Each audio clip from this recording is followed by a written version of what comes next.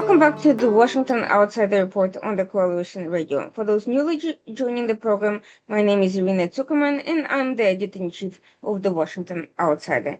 With us today, we have the journalist Ben Ollerenshaw, who has written a recent alarming article in The Hill pointing to the vulnerability of the U.S. nuclear arsenal to potential interference from hostile forces.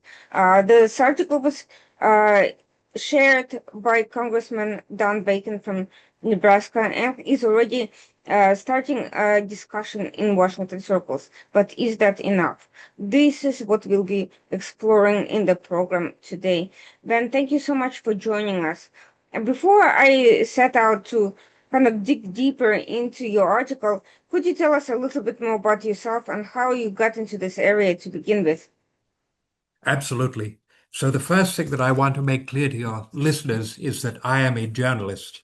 I don't have any military experience, and neither do I have any exposure to classified information.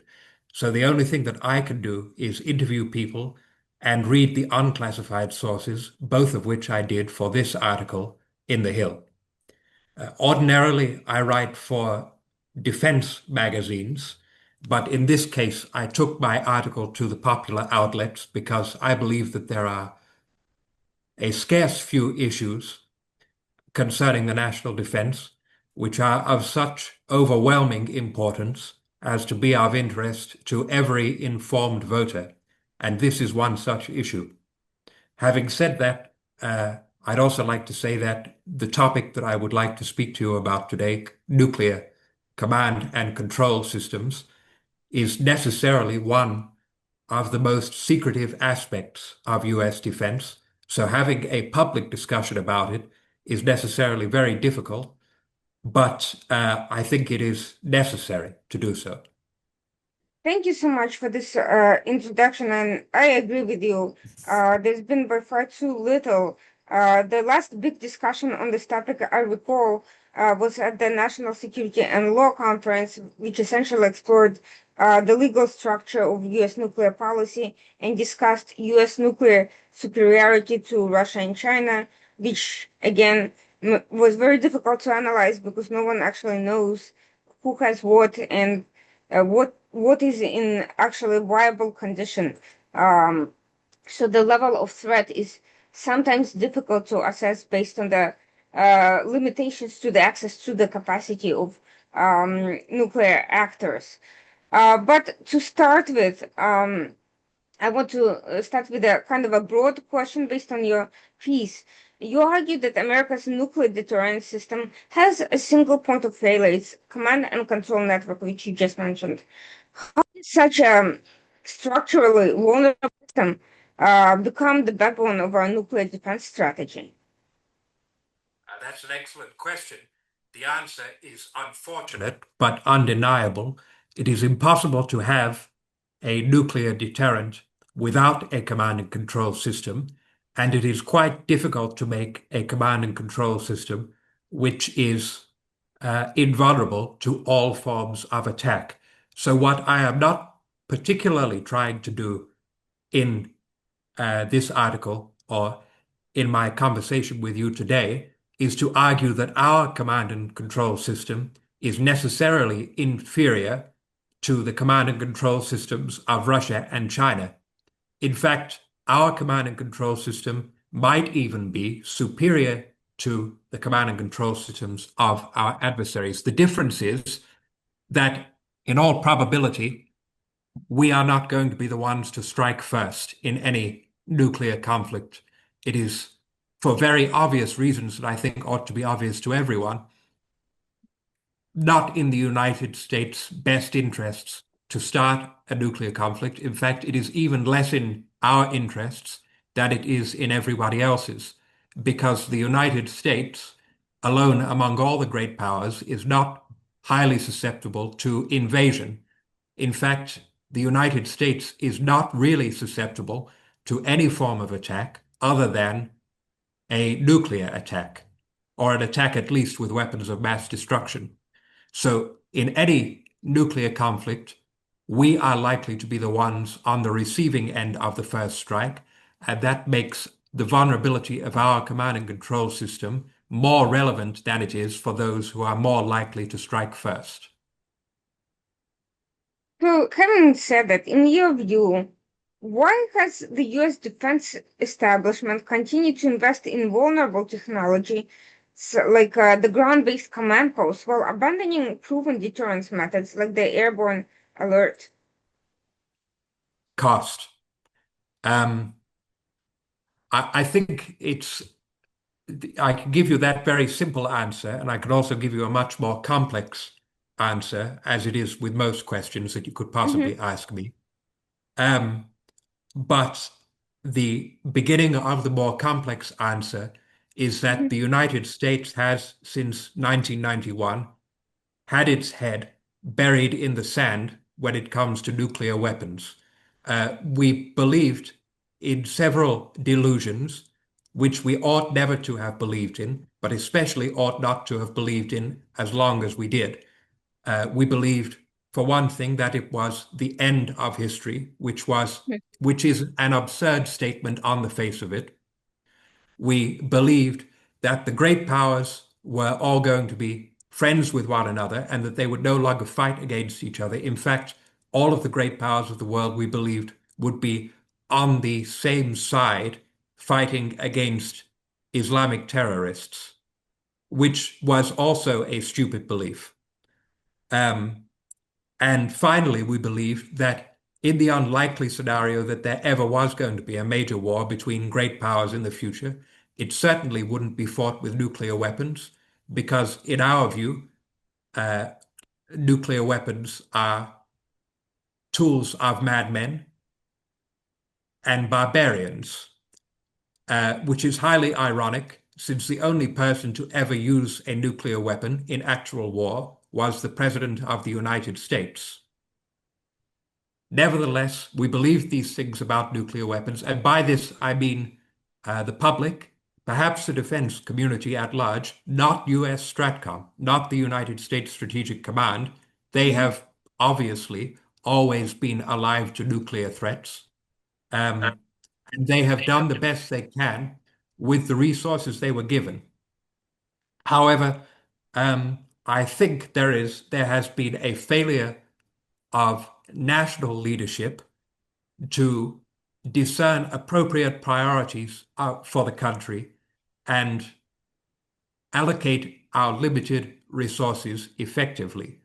By this, I mean that following 1991, as everybody knows, uh, the American people sought a peace dividend and greatly cut their defense expenditures, as they had a right to do. They had just gone through uh, more than 50 years of First World War, and then immediately following that, Cold War.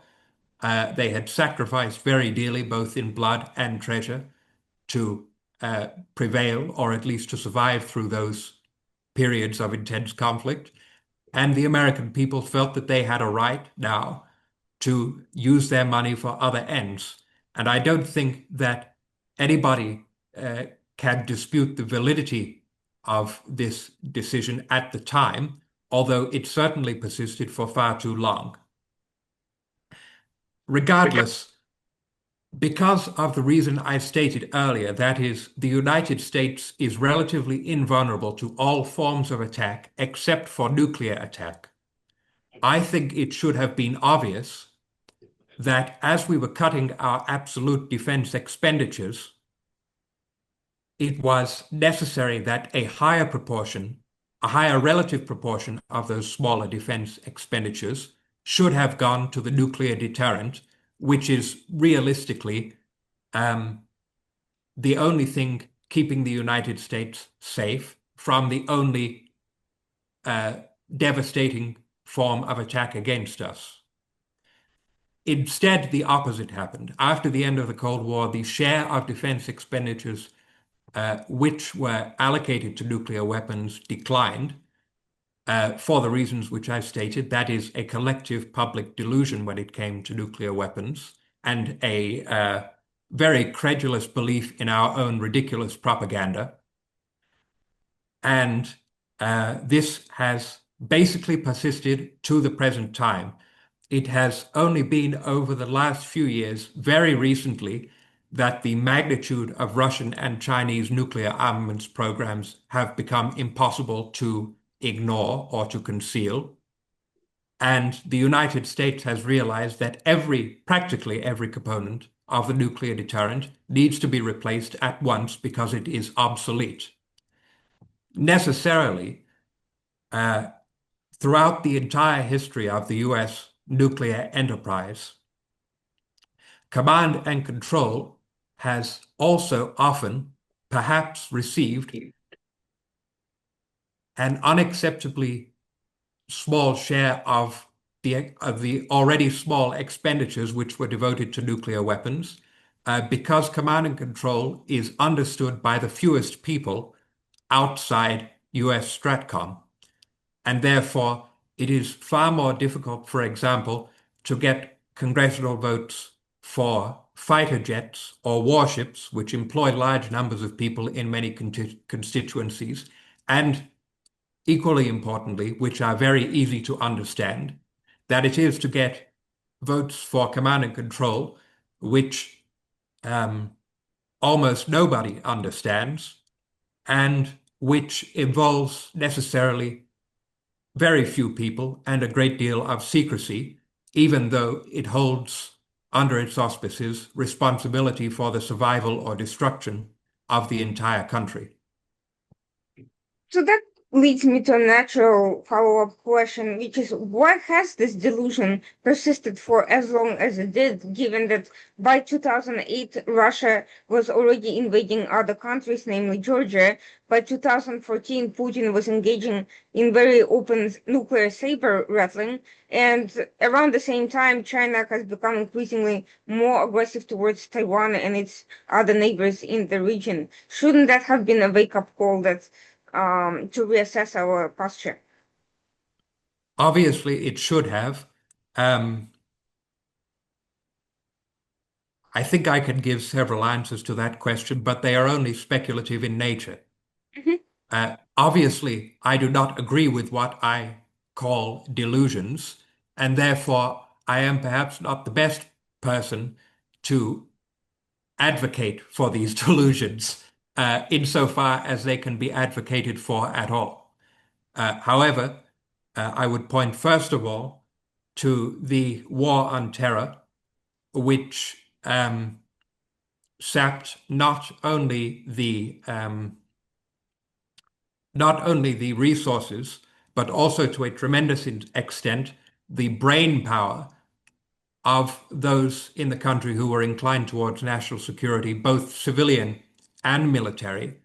Um, you can tell by looking at me that I have been in university quite recently, and I can still remember a time before the outbreak um, of the present war in Ukraine. That is before the full-scale war in Ukraine, before the invasion of 2022, when I was being occasionally taught in university courses that modern war was essentially hybrid or irregular warfare. That that is to say that full-scale conventional or even nuclear war uh, was not even modern. It was not even a form of warfare. It was obsolete, if you will, as a form of warfare, and that the new war was hybrid and irregular warfare. Well, this is wrong for two reasons. Firstly, it is obvious that the most powerful weapons in the world are necessarily not obsolete. In fact, they are the opposite of obsolete by virtue of being the most powerful weapons.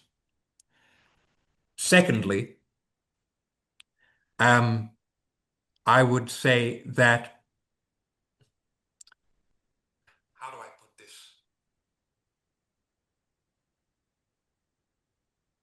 I would say that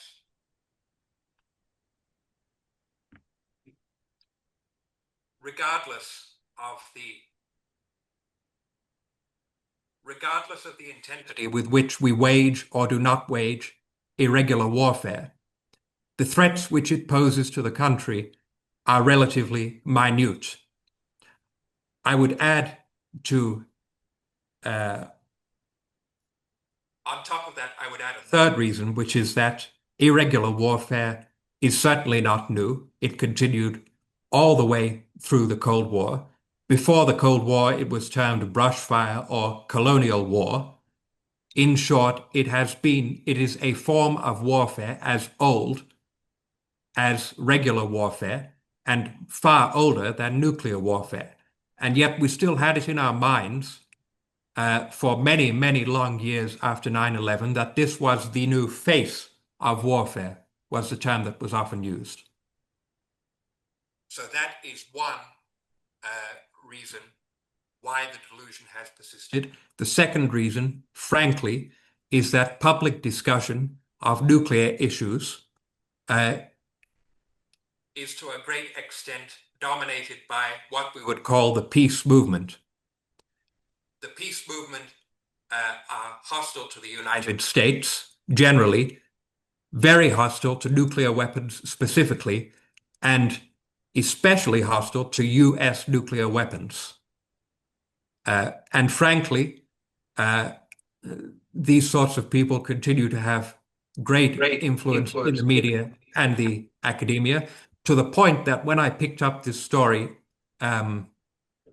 in about Looking Glass, I think it would be good for me to divert myself for a moment to the story of how I Mm-hmm. picked this whole thing up, because it may or may not surprise you to know that I, of course, had Congressman Don Bacon, a former US general, one of the foremost experts in the world on the topic of nuclear command and control, uh, saying that the nuclear command and control system is highly vulnerable and that something immediately needs to be done about it. And I know that there have been discussions about in the House Armed Services Committee, of which he is a member, because he keeps bringing it up. Nevertheless, I found out about this firstly only because I was researching nuclear command and control to begin with, and secondly, I did not read about it in the national headlines. I did not even read about it in the defense magazines, which I usually frequent and usually write for. In fact, the only place I found out about this was a local Omaha newspaper, which was concerned not for the survival, not particularly anyway, with the survival or destruction of the nation, but rather with the economic prospects for Omaha, entailed in slightly greater or lesser activity at Offutt Air Force Base. So you can see how not only nuclear issues, but nuclear command and control in particular, are just submerged, submerged beneath the public debate, even the defense debate, so that even people who are well informed on defense issues do not hear about this particular issue despite its enormous magnitude. That's So, quite disturbing to think about, actually. yes, it is. It is unfortunately, the United States has never been unique in the fact that uh, defense spending, defense procurement, and so forth are to a great extent a product of inter-service competition and of politics, of course. As I mentioned earlier, uh, building ships, at least it used to get a lot of votes. Um, Building fighter jets gets a lot of votes because Lockheed Martin has dispersed their factories in every state of the country in order to uh, acquire political influence. I'm not saying that fighter jets are bad or that we necessarily shouldn't have them. I'm just stating the fact that Lockheed Martin has, quite correctly, from its own point of view, um, organized its production not for maximum efficiency, but for maximum political influence. And they have done this because it is a successful way to get weapons procured in any country, not just in the United States. So I think it is fair to say that the issues I describe are endemic of what I would call a failure of strategic prioritization on the part of the national political leadership, insofar as things like this, which are extremely important, in fact, which are existential, receive a relatively minor share of the funds, and things which are far less important, for example, counterinsurgency in Afghanistan, and also procuring weapons like I mentioned the Littoral Combat Ship and the M10 Booker. In both cases, considerable sums of money were expended on weapon systems that were extremely marginal in their utility to begin with, and which were in any case cancelled as being obsolete before they were introduced. There is no other way to describe that than a political failure on the part of the national leadership to rationally prioritize aspects of the national defense.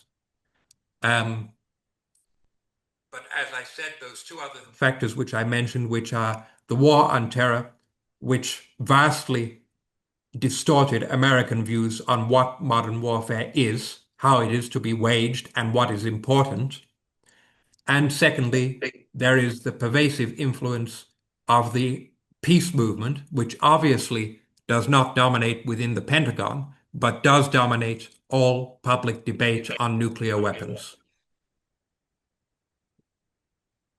All of that is extremely concerning, given that in the last few years, when there's been no more excuses for holding on to the delusions, these priorities clearly still have not been met. I also am disturbed by the so-called peace movement continuing to hold as much sway as it did in the 60s, given that the inspiration of these movements by the Soviet Union and later by China have been very clearly disclosed and made public knowledge. Still, it seems to be an argument that is quite influential in certain circles. Uh, the obviously the most obvious fact about this is that an American communist almost never calls himself a communist. Um, they go under various names, and over many decades, they have been very good at disguising their intentions, their programs, and their actual beliefs. You will find usually that organizations which are part of what we would call the peace movement generally have very inconspicuous names, which have sometimes, usually, little to do with their practical program and nothing at all to do with their ideological beliefs. But I should approach this.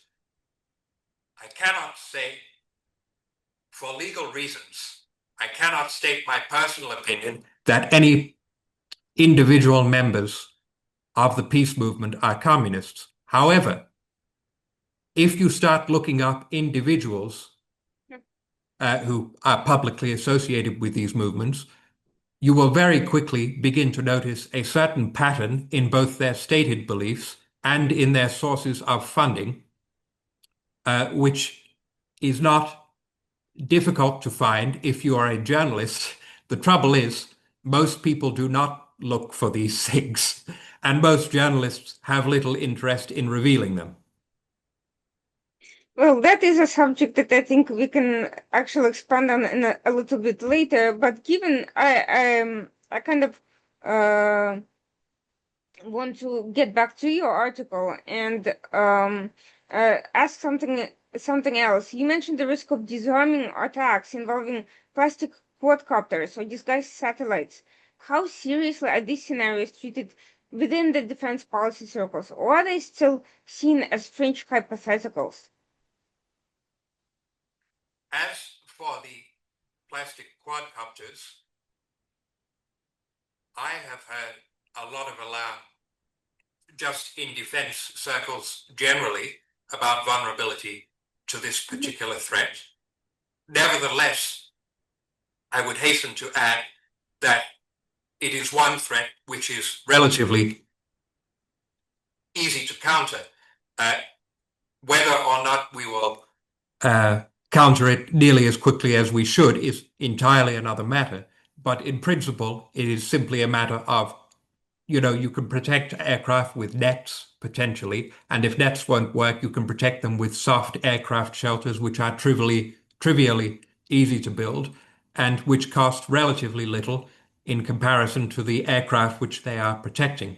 So I think that fixing this particular vulnerability is a no-brainer, but that doesn't mean that it can't be exploited against us in the next few years, given the timelines on which things usually move in the Pentagon these days. Hmm. So you would Uh, say that it's still not being taken as seriously as it should? Would it be a fair statement? I do not think that I can form a I do not think that I can form a judgment about the quadcopter thing because it's not new. The technology has been around for a long time, but the sudden realization of how it can be used is new, and this often happens in warfare. Um, it's something that in hindsight we should have foreseen, but in hindsight you should have foreseen everything.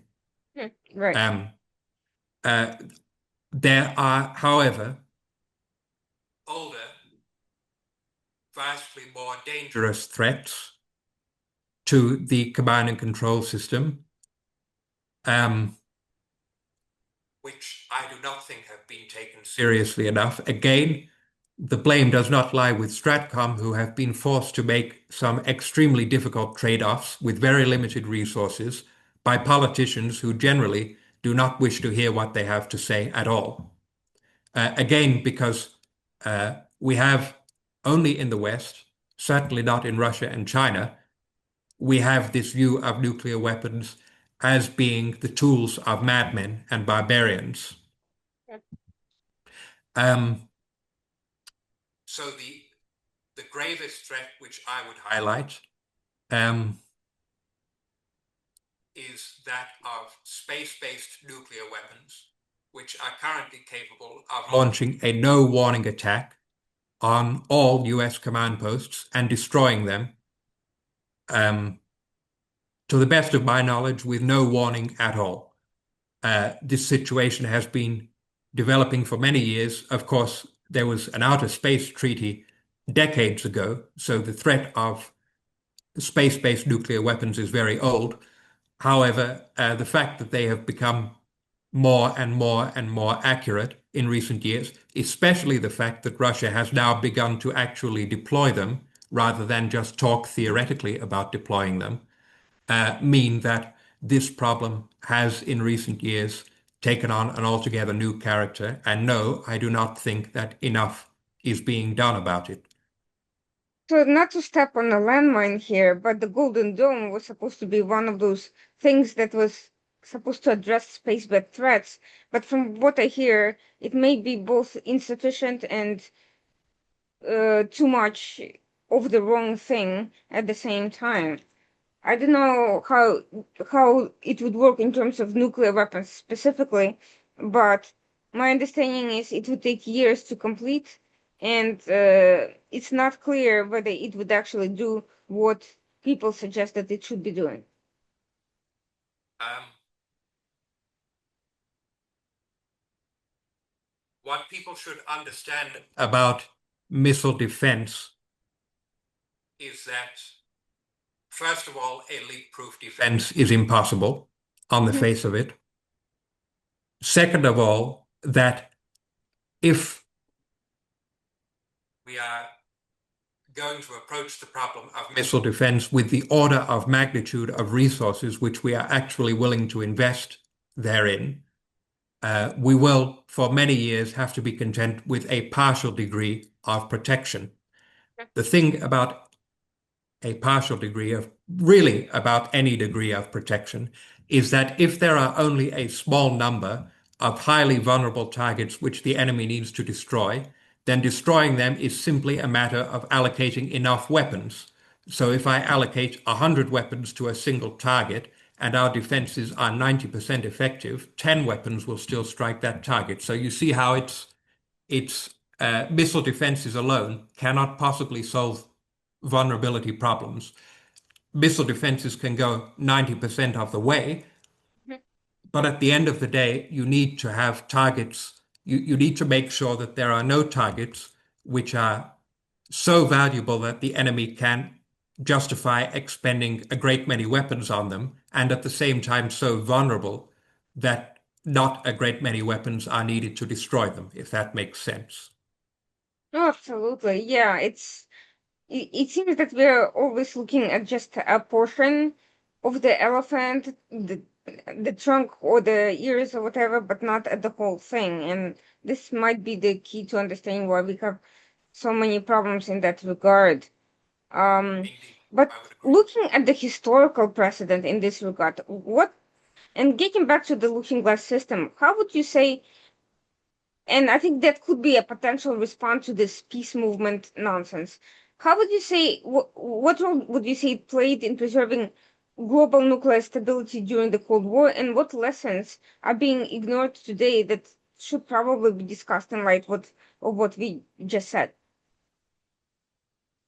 First of all, I will say that it was a consensus between Republicans and Democrats throughout the duration of the Cold War that the United States must never have nuclear armaments which were decisively inferior to the adversary in any respect.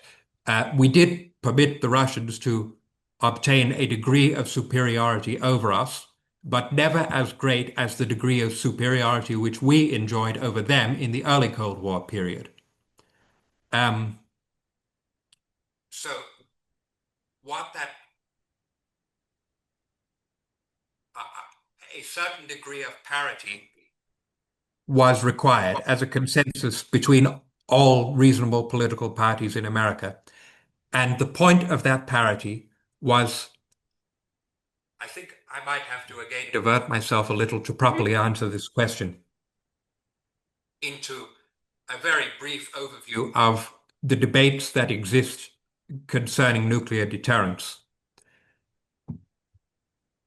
The first thing that you need to know about nuclear weapons is that it is incredibly easy to use them to kill lots of civilians because civilians are the easiest thing to kill.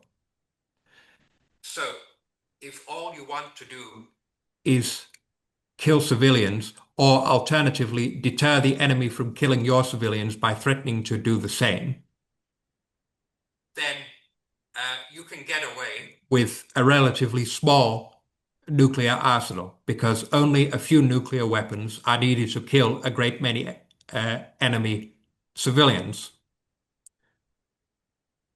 What this will not do is win a war or even prevent you from losing a war. If you are the victim of an attack by a massive enemy nuclear arsenal and you respond with a small and weak nuclear arsenal, it is true that you can inflict considerable casualties on the enemy's civil population for relatively little expense, but you will still be defeated militarily because your military will be destroyed, the enemy's military will not be destroyed, and he will be in a position to occupy the territory that he sought to conquer. So, at one end of the spectrum, you have, well, at one end of the spectrum, you have the peace movement, who are the enemies of the United States.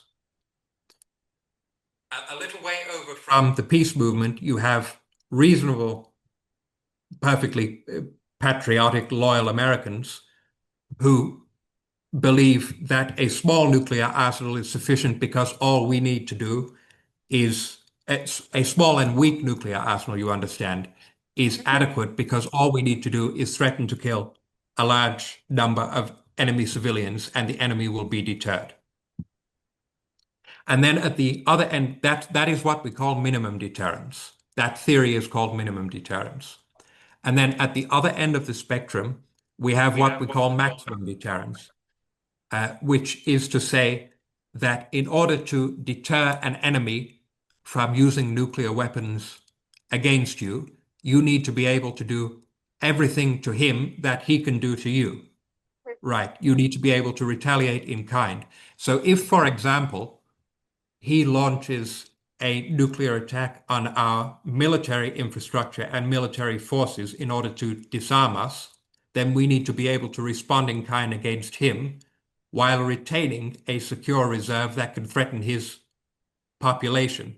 And essentially, once you get away from very crude, simple city busting, the essence of what we call nuclear strategy is to be able to fight and win, or at least not lose, a nuclear war, while at the same time holding in secure reserve your ability to retaliate against the enemy society and inflict unacceptable damage on him.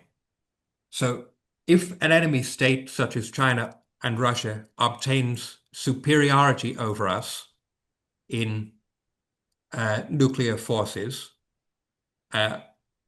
probably the greatest danger is that they will use their superior nuclear forces to disarm us, both our nuclear forces and our other forces, while holding our civil population hostage with their remaining nuclear weapons, right? Hmm. If all we have is a small and ineffective nuclear arsenal, then the best we can do is achieve revenge for some of the people that we have lost.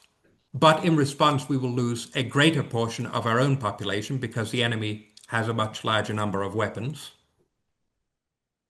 So we will achieve nothing.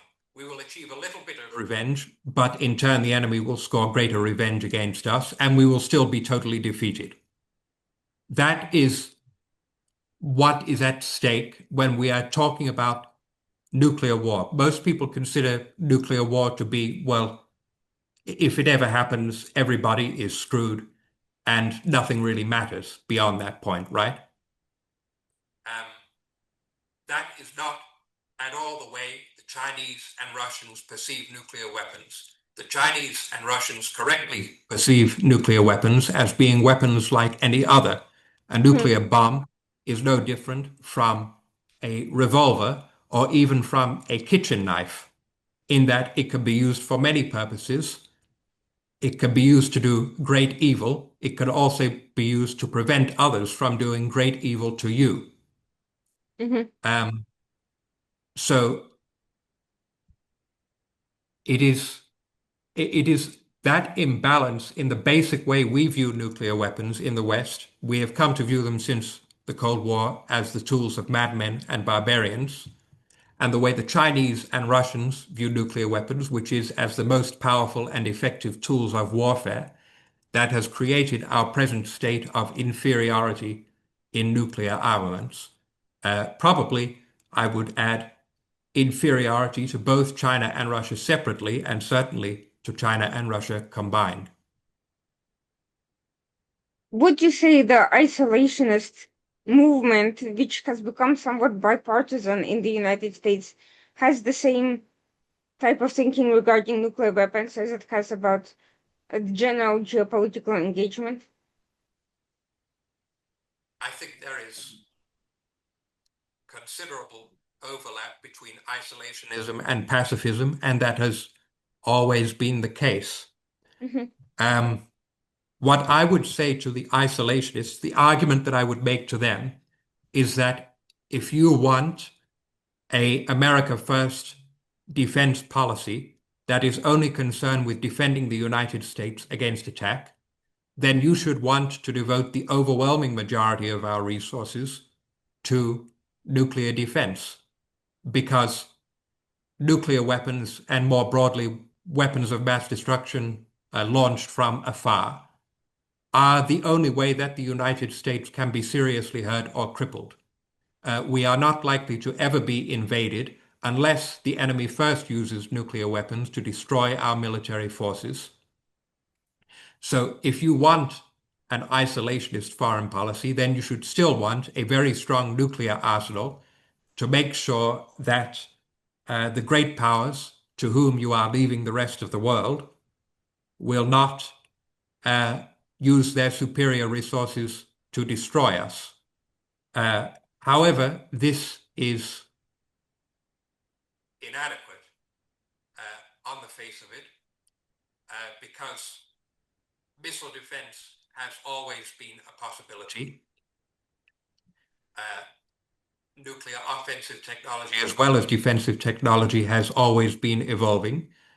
If the United States were to once again become isolationist, as it once was, and leave the rest of the world to China and Russia, then they would very quickly accumulate such uh, such a preponderance of offensive and defensive resources that we could no longer threaten them with our nuclear weapons, and therefore the United States also would be conquered. Um, do I think that the bipartisan isolationist movement has had such damaging effects on the American defense posture as has the peace movement, which is essentially the communist movement in the United States? No, but the isolationist movement has yet to have very much time with which to operate, and ought to be obvious to everyone that the isolationist movement is more popular now than the communists have ever been in the United States. Hmm. Well, that could be the greatest victory that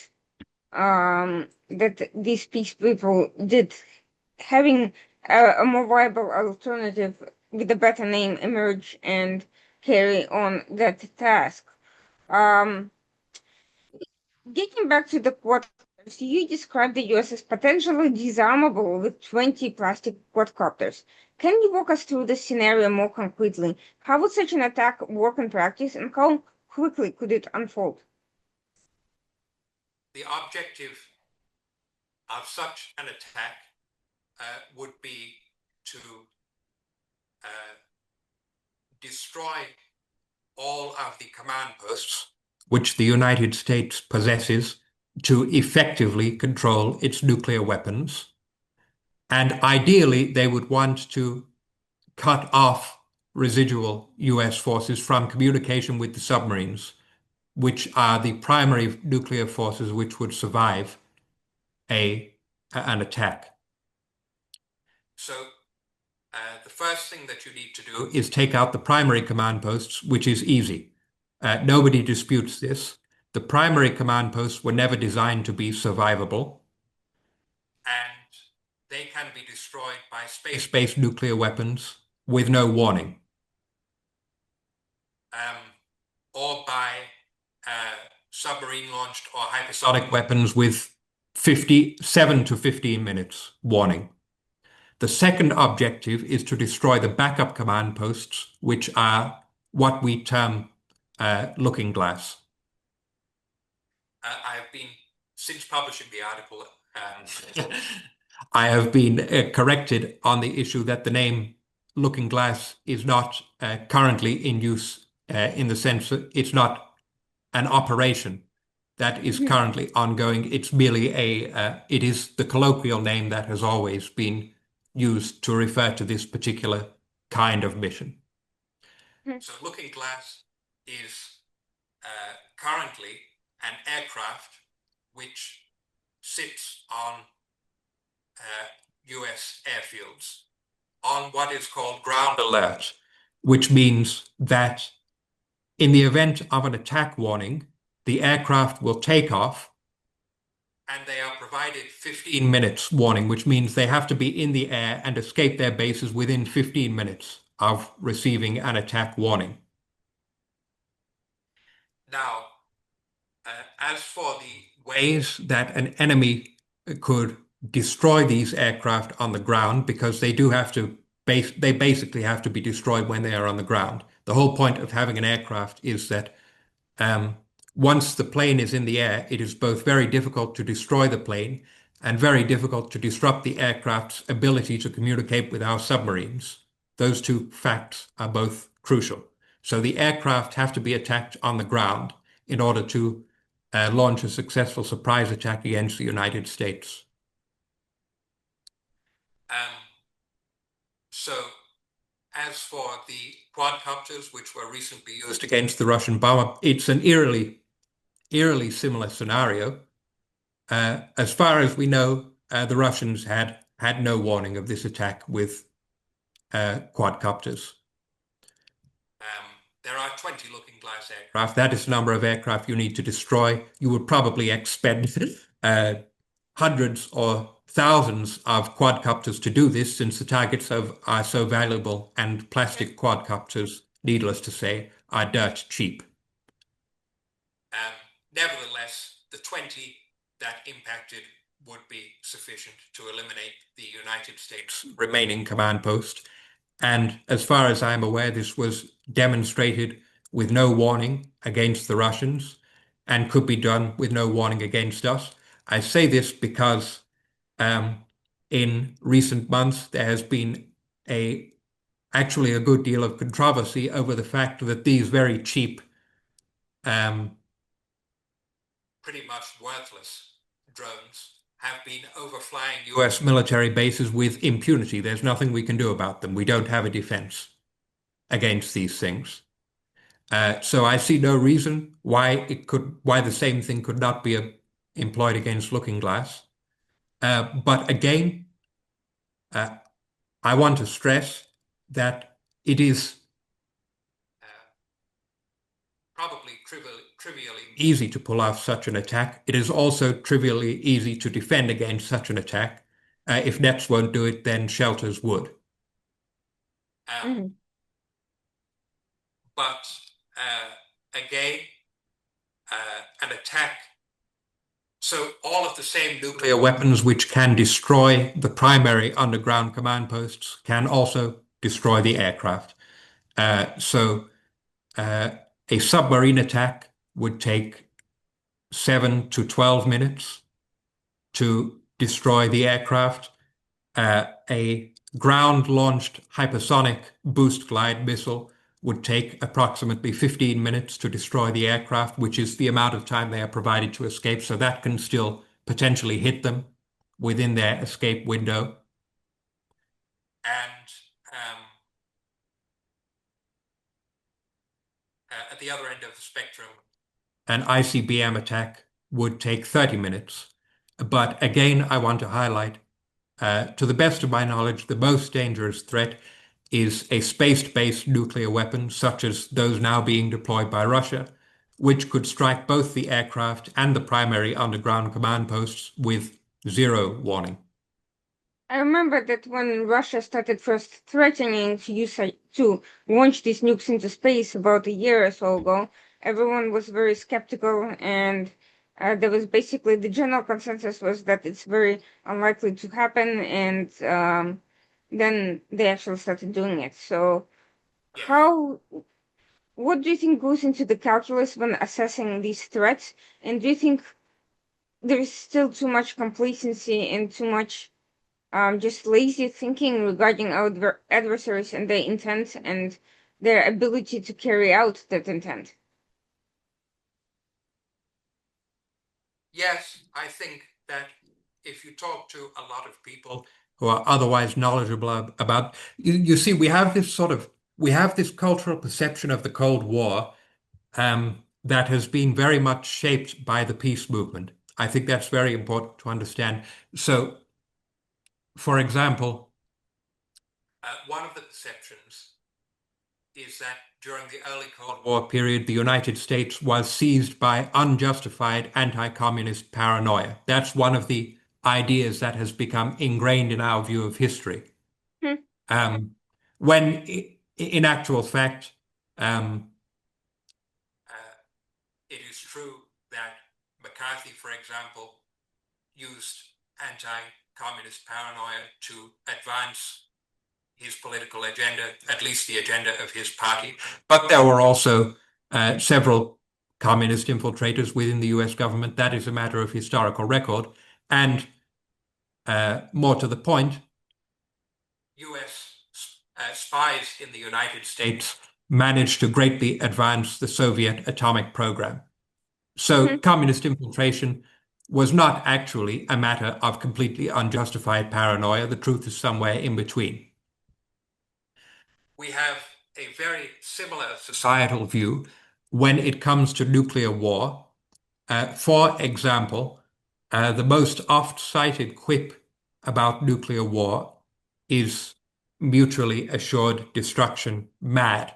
It's the idea that the concepts of nuclear strategy, which were pursued by the United States at the time and by the Soviet Union, Hmm. were insane, irrational, and driven by paranoia, when in fact they were perfectly reasonable, uh, determined by the actual military facts of the situation. And Russia and China have continued to think along exactly the same lines ever since 1991, with no interruption. It is only the United States and the West more broadly that has this view Hmm. that nuclear weapons are associated with insane paranoia. Right. Hmm. I want to state again that the basic argument that I always make about this is nuclear weapons are vastly more powerful than any other kind of weapon. So the idea that it would be irrational to use them under any circumstances is stupid. And the idea that nobody would really use them under any circumstances is particularly unfounded, since the United States is the only country to use nuclear weapons in war so far, for one, and since uh, our enemies in the Cold War period uh, were extremely willing to use nuclear weapons against us. And some of them advocated for a surprise attack on America very strongly. Actually, if I may, I would like here to refer to my favorite quote from Mao on the subject of nuclear war, Hmm. which I refer to. I bring this up every chance I get because I think it is the one thing that I want Americans to understand most about the huge gulf between the thinking of our society and the thinking of our adversaries' societies Hmm. on the topic of nuclear weapons. So Mao's thoughts on nuclear war. This is what he said to a World Conference of Communist Leaders. I don't actually know if it was behind closed doors or not. I think it probably was. However, Mao's public and private statements on nuclear war, there is no difference between them. Uh, there is no inconsistency in his public and private statements on the subject. So Mao said, if the worst came to the worst and half of mankind died, the other half would remain, while imperialism would be razed to the ground and the whole world would become socialist. In a number of years, there would be 2,700 million people again, and definitely more. There is no reason to disbelieve that this was Mao's honest opinion on nuclear warfare, because, like I said, his public and private positions were identical. It's also a matter of historical record that both Mao and Castro, during the very high tensions of the late 1950s and early 1960s, privately urged Khrushchev to launch a surprise attack against America. They privately, it's not just bluster, is what I'm getting at. This is what they were advocating for very strongly to the leader of the Soviet Union. So the point that I would make about this is regardless of whether or not we think the governance of China today is reflective of Maoist ideology, and even pretty much regardless of whether or not Mao himself actually believed what he said about nuclear weapons, every Chinese leader alive today has been brought up from childhood to believe everything Mao said. I would therefore submit that it's pure wishful thinking to believe that no Chinese leader would ever contemplate something like a nuclear surprise attack against us, given that this is what the founder of their nation explicitly, publicly, and privately advocated throughout his life, even if it seems unreasonable from the viewpoint of Western Christian morality. It is certainly not unreasonable from the point of view of communist morality, because communist morality is that everything is justified for the victory of socialism. So, given all of that, even if the United States and the West in general believes that only the madmen would use the nuclear weapon, why would they not contemplate that other countries could be ruled by madmen who could realistically view that as a possibility? An excellent question. I have no good answer. So, in that regard, it also is mystifying to me why the US would be spending so much time on on the type of conventional forces that you say would be rendered obsolete at the first nuclear strike. Is it that they are underestimating the likelihood of the international madmen actually using a nuclear strike, or do they believe that, is it that they assess that a nuclear strike is a very low likelihood and therefore that it's not worth putting additional resources into?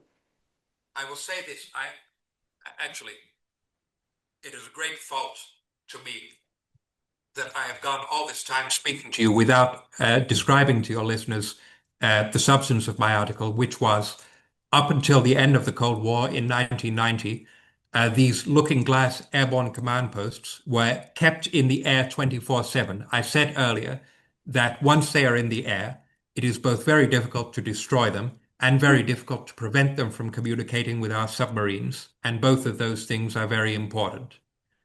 So, um, the solution to this problem was to keep the necessary aircraft in the air 24/7, and the United States did this for 30 years without any interruption, as far as I'm aware, between the years 1961 and 1990.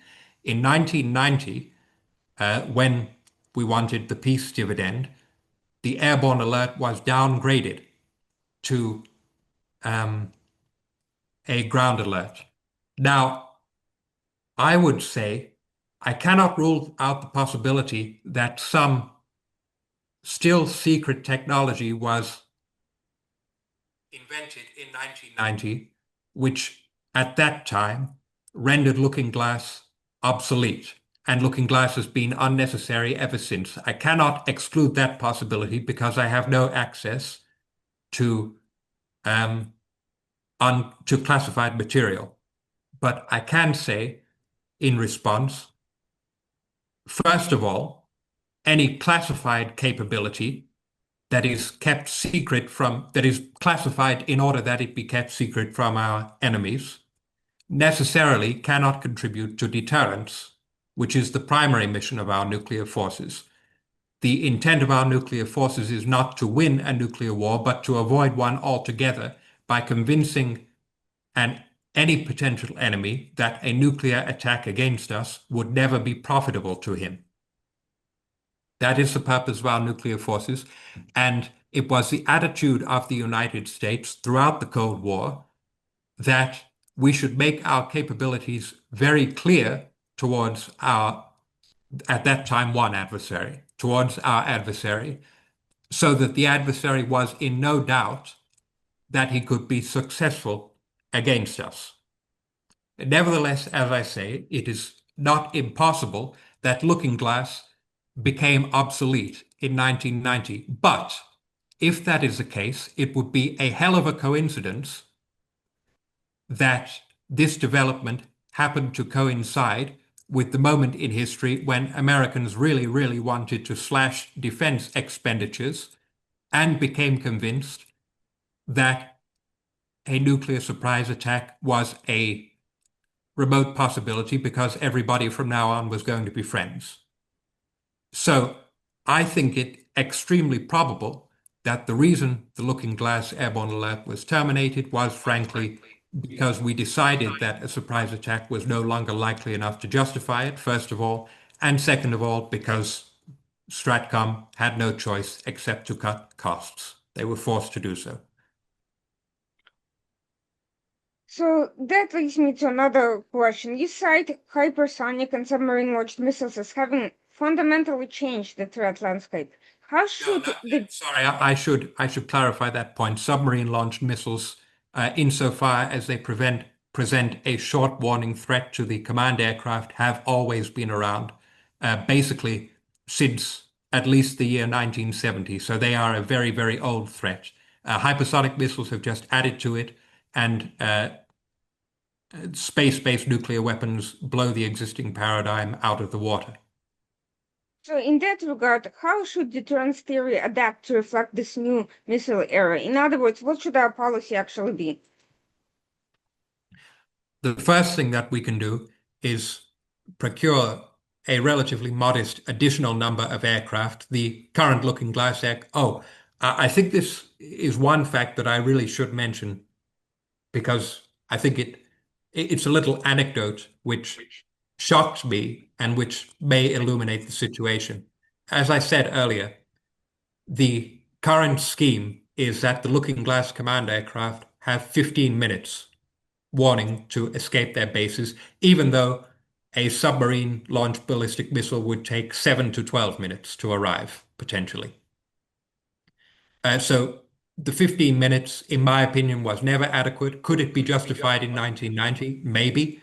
Mhm. Congressman Bacon says the same. Maybe it could be justified in 1990, but it sure as hell can't be justified today. Um, Bacon told me in our first interview that one time out of three, when you tried to scramble in the E6, the aircraft would not start and they had to switch, literally get out and run to another aircraft. Um, this was many years ago when he was still involved in these matters, which he is not anymore. Point being, the E6 is probably quite, the aircraft that are currently being used are probably quite worn out, in addition to being inadequate, even if they were shiny and new, because there is Mhm. not enough of them. Um, we currently have about half on ground alert, about half as many aircraft as were previously required for the airborne alert. So we currently have uh, 24 command aircraft and approximately 60, give or take, were required to maintain 24/7 airborne operations. Um, the just purely hypothetically, speculatively, I cannot speak to any study because a study is being done on the matter but has not been completed. But I can say that at the price that the current replacement aircraft are being procured, uh, probably something in the vicinity of $10 billion dollars would be um, would be adequate to procure the additional aircraft necessary to reinstate an airborne alert. $10 billion dollars sounds, of course, like a great deal of money. In the grand scheme of American defense, it is a drop in the bucket. Mhm. And is Um, something like that is being seriously considered, or is it just a yes, very... Mhm. it's, I know that the Pentagon is presently undertaking a study Mhm. as to which method of survivable command and control should be pursued, if Mhm. any. There are different options. Uh, you can basically reinstate the old system. We also previously had a ground mobile backup for the backup command post called the MCCC, which was retired in 2006. Um, so they are looking at whether an airborne command post or a ground mobile command post uh, is the best way to go. It may be that other adaptations are required, but I think that simply reinstating the system as it was in the 1980s would be very reasonable in terms of cost, could be accomplished relatively quickly if we really wanted to do it quickly, because the technology is already there. It's just a question of procuring a sufficient number of aircraft. And uh, Uh, well, personally, I can see no justification for not doing so. I know that there are reasonable people who may disagree for various reasons. I will let those people make their own arguments. Mhm. Uh, Obviously, the people who I disagree with can make their own arguments far better than I can make them for them.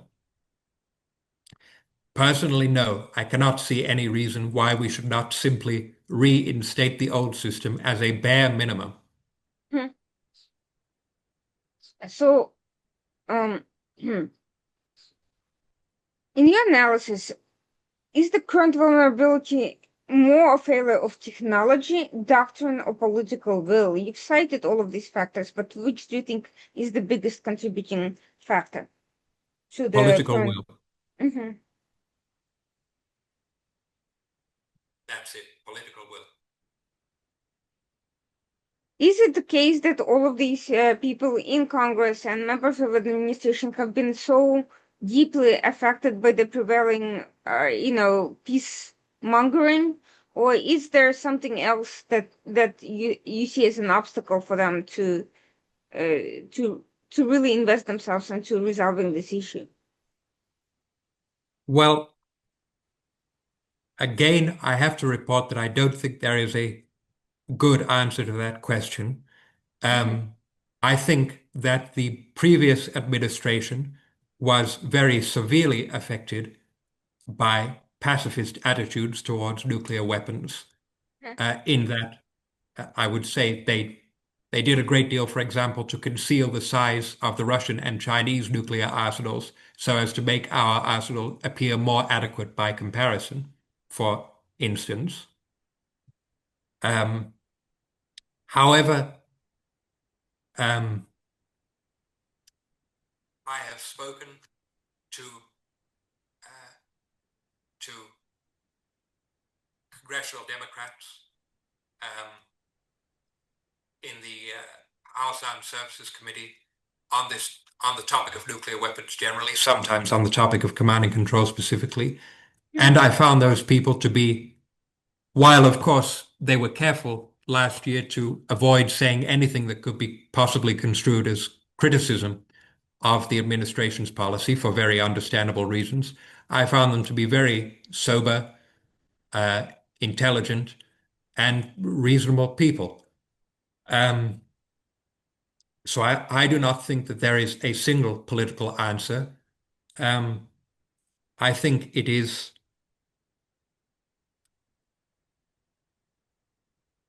would be better to describe the problem as cultural rather than political. Mm-hmm. So, getting back to some of the technical aspects of this, what would a credible modern airborne alert system look like today, and how feasible is its restoration given current military budgets and readiness levels?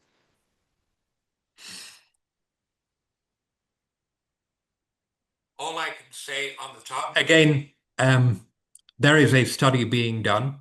Mm-hmm.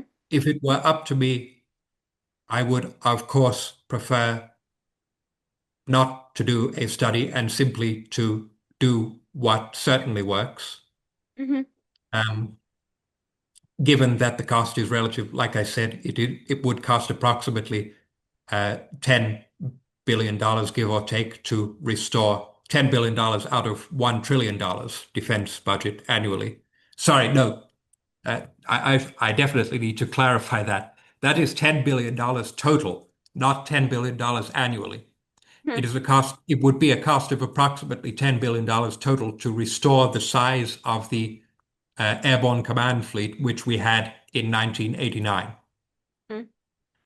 So it is a it's not just a small expense in the grand scheme of American defense. It is a tiny expense because it would be $10 billion dollars in any realistic scenario. That spending would be spread out over several years.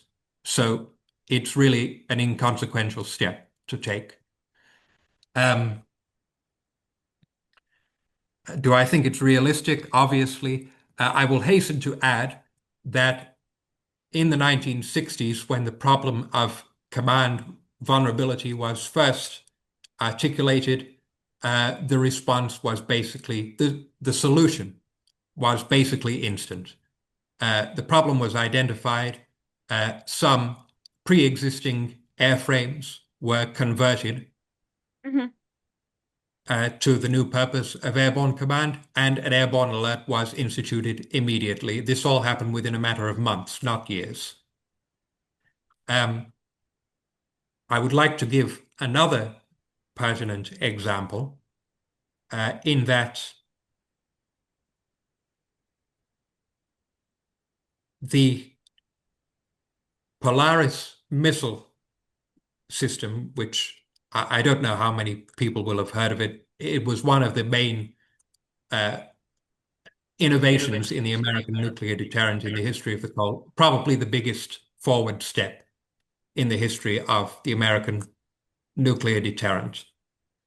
Um, that was conceived, designed, tested, and deployed in the space of 6 years. Um, in order to accomplish this, it was necessary, first of all, to invent the submarine-launched ballistic missile, an entirely new kind of weapon. Secondly, to invent the submarines to carry the missiles, an entirely new kind of naval vessel.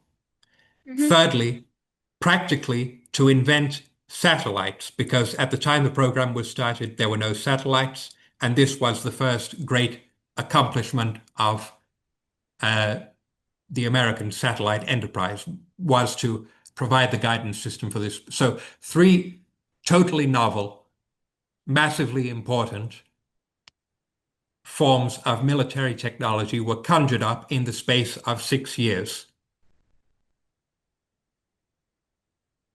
Today, it would take 6 years to design the system, and the system may then afterwards still be rejected.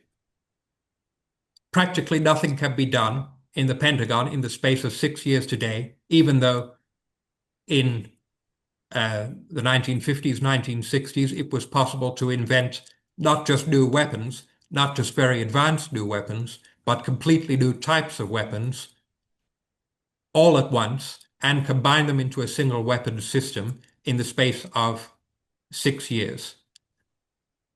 That cannot be the difference between those two things, those two situations, Mhm. cannot be wholly explained by a difference in the defense budget. Admittedly, at that time, the defense budget was around 10% of GDP. Today, it is 3% of GDP. But even when we factor this in, the results which were achieved in that period vastly exceed anything that the Pentagon can accomplish today. It is a crippling malaise. We have basically forgotten how to procure weapons. We have forgotten how to innovate. Basically, the thing that America relied on most of all during the Cold War, at least as far as nuclear weapons were concerned, but insofar as all military technology is concerned, we relied very heavily on rapid technological innovation to consistently not just match, but exceed uh, Soviet efforts over a period of some 45 years. Today, we are not exceeding, not matching, but falling behind. Obviously, the primary adversary is China in terms of tech, Mhm. because of the scale of their defense effort.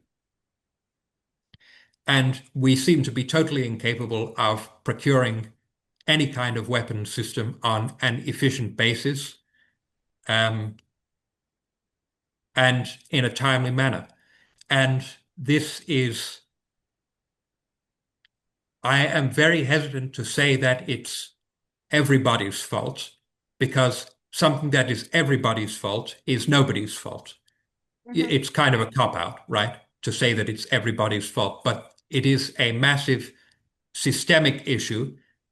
This would be an occasion where I think we should maybe consider cutting through some of the red tape and just getting it done. It doesn't need to be a perfect solution. It just needs to be better than what we have and implemented quickly. Not to step on another political landmine, but a lot of the innovation has in the Pentagon has now been outsourced to public-private partnerships in conjunction with private corporations or individuals and companies like Elon Musk and so forth. And we have seen how something like that could backfire tremendously, not to mention create perverse procurement incentives and sort of create monopolies and corrupt practices in these partnerships. Is it an unavoidable um way of is the shift unavoidable, or is it something that has that that needs to be re-examined and kind of uh, re-envisioned? Because it seems to me that most of the innovation is now coming from outside sources, AI companies, private entrepreneurs, and assorted private initiatives that are then integrated into the Pentagon process and improved upon. Is it that they're not allocating enough budget to the innovation internally? Is it that people don't see the defense the government defense is so inefficient that private practice just attracts more talent? What's the reason behind this thinking, and can it be somehow, can the government return to the monopoly on some of this defense innovation without involving private actors? Um, I am not equipped to answer those questions to any satisfactory degree, but I can offer a little speculation. Mm-hmm. First of all, it is obviously not inevitable because the structure of our economy, in the grand scheme of things, is not totally different from the structure of our economy in the year 1960. Mm-hmm. We are still, broadly speaking, a capitalist country. The names of the involved institutions, in many cases, the involved companies are the same. The difference is that in the year 1960, we were vastly more efficient. Secondly, I do not think it can be said that government monopoly is either the problem or the solution. Um, it can't be said that government monopoly is an unacceptable problem because the Soviet Union was capable of introducing new weapons far more quickly than we are currently capable of doing so. That is to say, a pure command economy was able to move faster than our present system. So you can't say that monopoly is an evil which must absolutely be avoided. Neither do I think that you can say that monopoly, government monopoly, is necessarily a solution. I know that a great many of the projects of that early part of the nuclear age uh, involved a great deal of input, perhaps greater than 50% from private industry.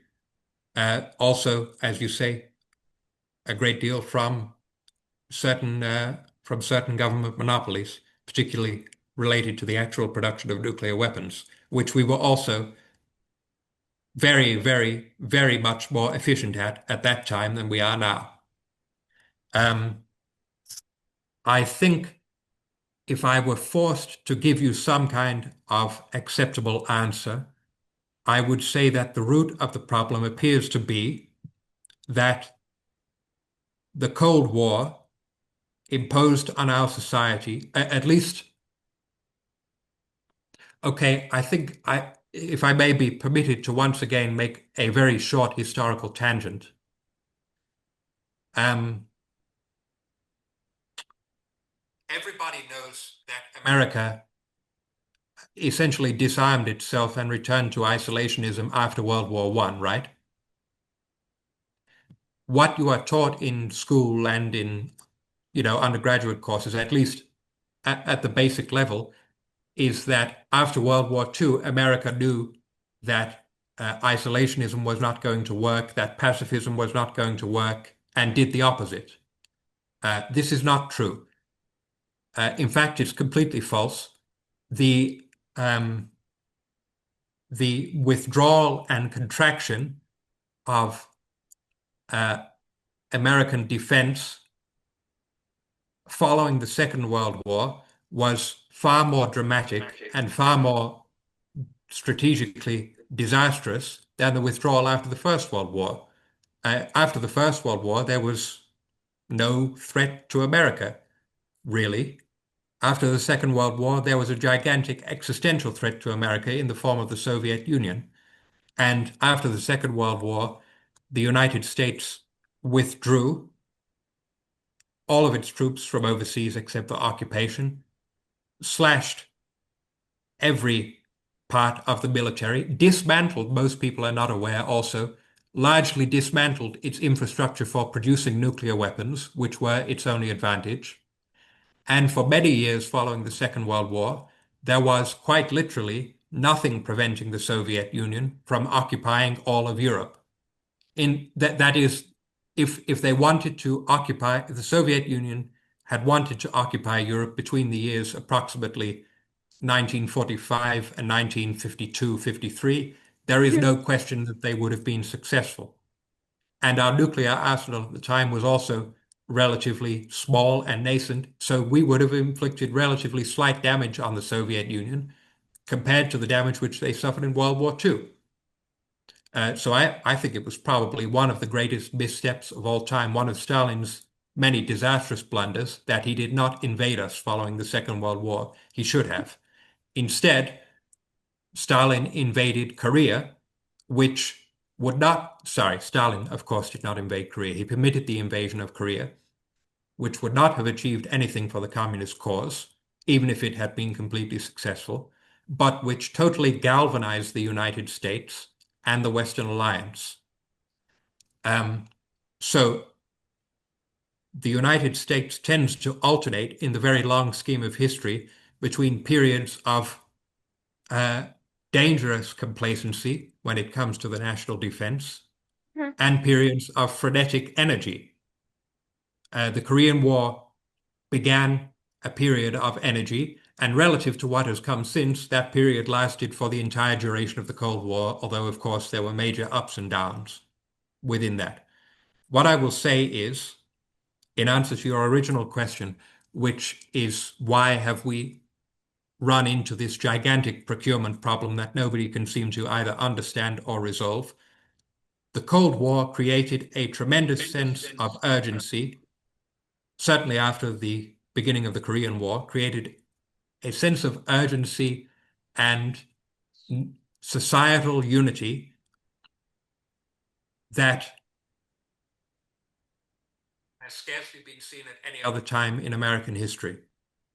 It created a national, bipartisan, pretty much unshakable commitment to at least do the bare minimum for defense and to defend other parts of the world that were critical to our own security.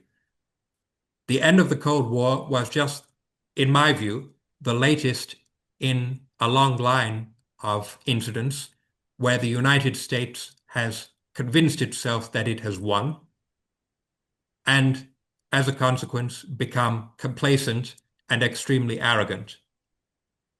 One of the consequences of this is that defense generally, but especially defense procurement, loses any sense of urgency.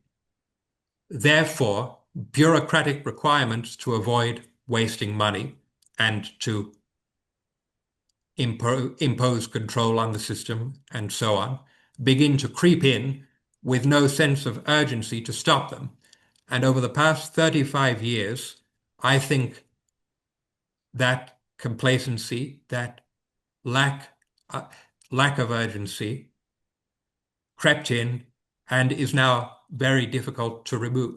What I'm really describing is bureaucratic inertia, extreme inertia, born of complacency and arrogance on the part of our political class. Um, Reforming things like this are very difficult if you do not have a moment like the Korean War, which completely galvanizes public opinion and changes everybody's minds. The Ukraine war should have done this for us, Mhm. but it didn't.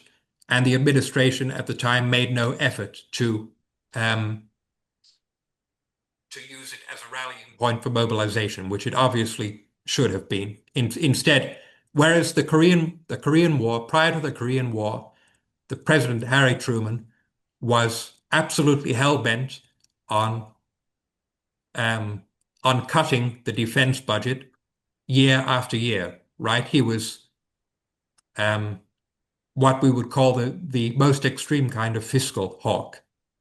Mhm. The outbreak of the Korean War, the president and the Congress were agreed on tripling the defense. The defense budget tripled overnight. So the point I'm trying to make here is that Korea then is of less strategic significance than Ukraine now. Mhm. Like Korea was, to some extent still is, obviously to a much lesser extent, a backwater. Mhm. Today, the Russians are advancing into Europe, but the difference in our commitment to defense, our societal, cultural commitment, could not be more stark. To some extent, we have ourselves to blame, and to another extent, we can place special blame on the politicians, as we always do. It is justified in this case.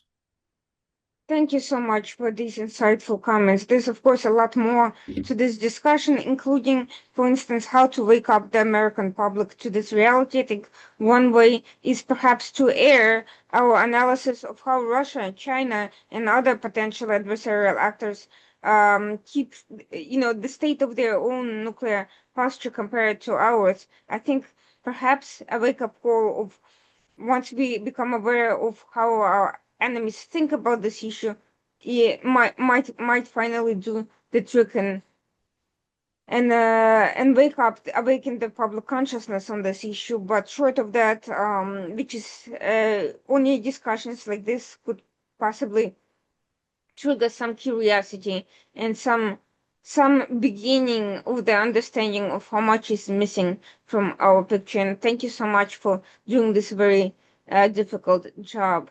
I appreciate your comments and who joined us today Tuesday night, as always. And then Ollerenshaw was with us to discuss the nuclear vulnerabilities of the U.S. command and control and what we can do about it. Thank you so much for everyone who joined us tonight. Have a great evening. Thank you very much, Arita. It was a pleasure.